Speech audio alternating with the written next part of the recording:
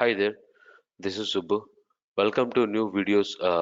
Video related to how to create multiple listeners for single always on availability group. So before you go and watch this video, try to watch the previous always on availability group video series. So in our YouTube channel, so where we already created. Okay, so there is a already we have explained about how to so what are the always on availability group and how to configure always on availability group, how to configure Windows failure cluster. First, before you go and configure multiple listeners, first try to watch these videos and try to go and configure the multiple listeners for single always on availability group.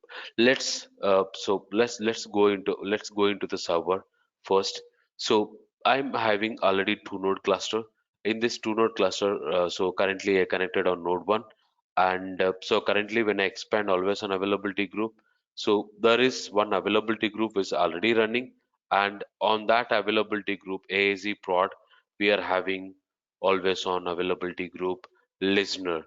So I wanted to create one more always on availability group listener to the same availability group. So when I try to configure always on availability group from the configuration manager, like when I go for SSMS level, the always on availability group already having a listener, another listener cannot be added. So from dashboard, it won't allows us to create the one more listener to the same availability group. So uh, if you wanted to create one more listener to same availability group, so we have a different approach. So first you need to connect to the failure cluster manager. Once you connect to the failure cluster manager, so go to the roles. Under the role, there will be always on availability group.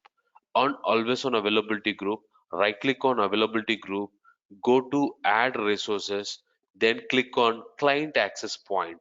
So through client access point, we can create the always on availability group one more listener. So provide me let AAZL so 2. So I'm just making as a AZL2 is my second listener to the same availability group, and by default it is getting the dynamic IP address.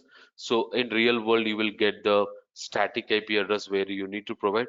Here once we create the listener we can go and change the IP address.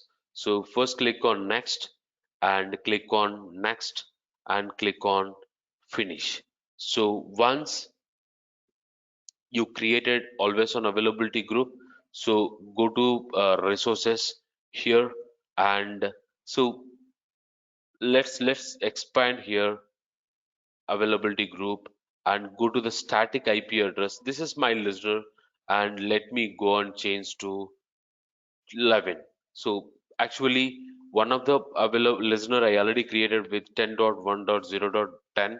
So that is why my always on availability group went into the partial running because duplicate IP address. So I was changing the IP address for newly created listener.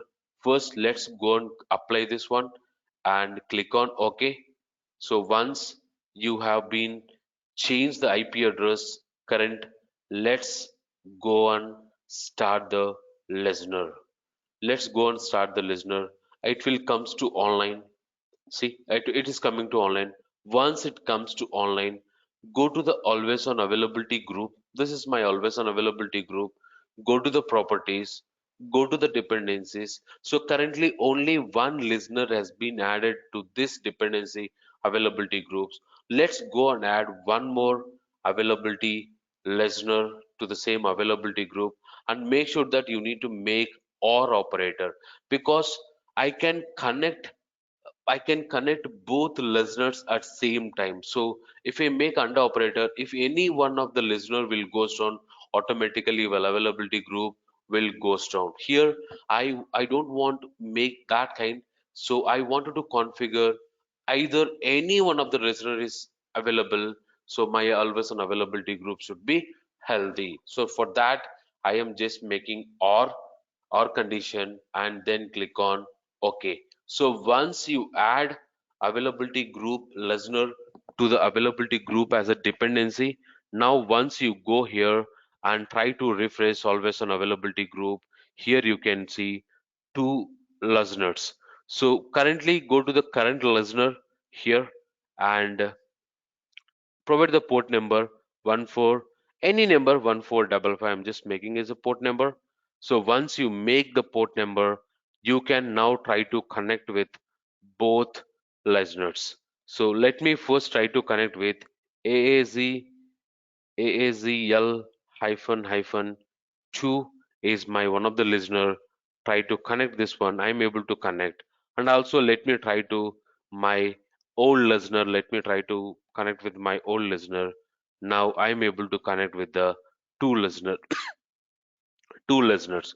So this is how you can create multiple listeners through one is you can directly create from SQL Server Management Studio.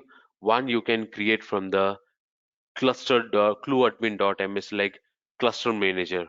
Through failover cluster manager, we can create one more listener to the existing always on availability group. So hope this video helped you. Okay, thanks for watching this video.